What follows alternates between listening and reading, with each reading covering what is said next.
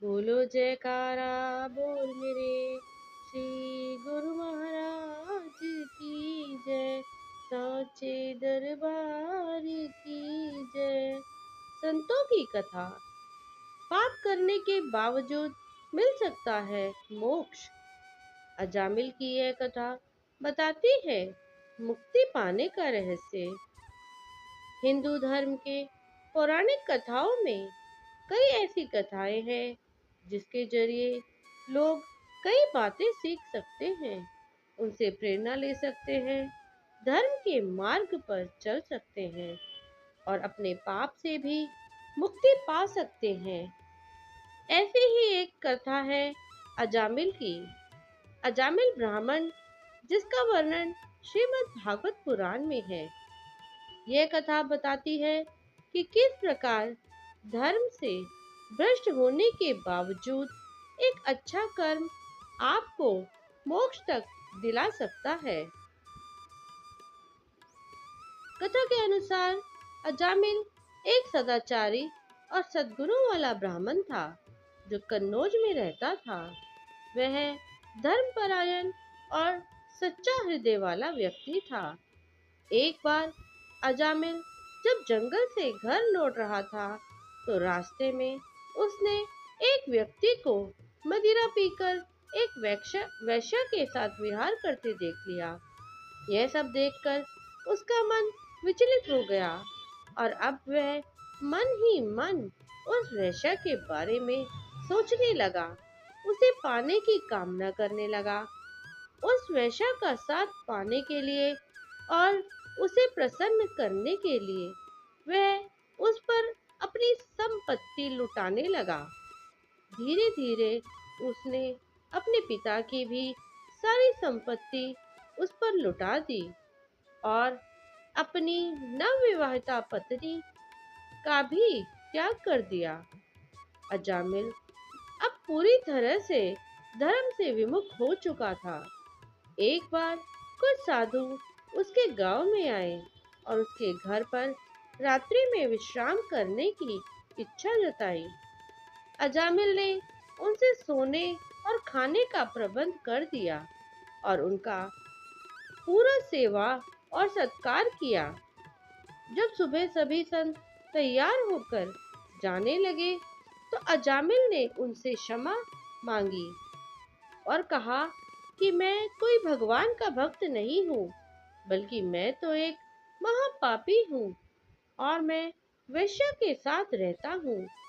मैं आपको कोई दक्षिणा भी नहीं दे सकता। किंतु सभी साधुजन अजामिल के सेवा भाव से प्रसन्न थे, इसलिए उन्होंने उससे कहा कि तुमने हमें आश्रय दिया और हमारा सेवा सत्कार किया, तो हमें दक्षिणा में अब कुछ नहीं चाहिए।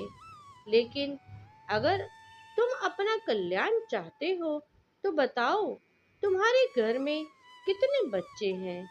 अजामिल ने बताया कि उसके घर में उस वेश्या से 9 बच्चे हैं और अभी वह गर्भवती है। संतों ने कहा कि इस बार जो तुम्हारी संतान होगी तुम उसका नाम नारायण रखना और तेरा कल्याण होगा। यह कहकर सभी संत चले गए। कुछ समय पश्चात अजामिल को एक पुत्र हुआ और उसने उसका नाम नारायण रखा। अजामिल अपने बाकी सभी पुत्रों की तुलना में अजामिल से बहुत अधिक प्रेम करता था। वह हर समय अपने पुत्र को याद करता रहता और नारायण नारायण कहता रहता था। इस तरह समय बीत गया और अजामिल बहुत वृद्ध हो गया। मृत्यु उसके सर पर आ चुकी थी। एक दिन उसने देखा कि उसे ले जाने के लिए अत्यंत भयानक 3 यमदूत आए हुए थे। उन्हें देखकर उसके शरीर के रोए खड़े हो गए और वह बहुत भयभीत हो गया। उस समय उसका पुत्र नारायण कुछ ही दूरी पर खेल रहा था। यमदूतों को देखकर अजामिल अपने पुत्र को पुकारने लगा, नारायण नारायण, मेरी रक्षा करो। भगवान विष्णु के पार्षदों ने देखा कि अजामिल मरते समय नारायण का नाम जाप कर रहा है, तो वह तुरंत वहां आ पहुंचे। उस समय यमदूत अजामिल के शरीर से उसकी सूक्ष्म आत्मा को खींच रहे थे।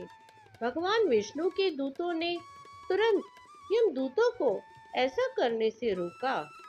यमदूतों ने कहा कि इसने जीवन भर केवल पाप और अधर्म ही किया है, यह नरक भोगने के योग्य है। इस पर भगवान विष्णु के दूतों ने कहा कि जिस पल इसने नारायण का नाम लिया, इस चार शब्द ने इसके सारे पाप धो दिए। उन्होंने कहा कि तुम जिसको ले जा रहे हो, इसने सभी जन्मों के पापों का प्रायश्चित कर लिया है, क्योंकि इसने विवश होकर ही सही, लेकिन अंतिम समय में भगवान के कल्याणकारी नाम का उच्चारण किया है। इस प्रकार नारायण नाम के इन चार अक्षरों के उच्चारण से ही अजामिल के समस्त पापों का नाश हो गया और उसने अपने समस्त जीवन के पापों का प्रायश्चित कर लिया।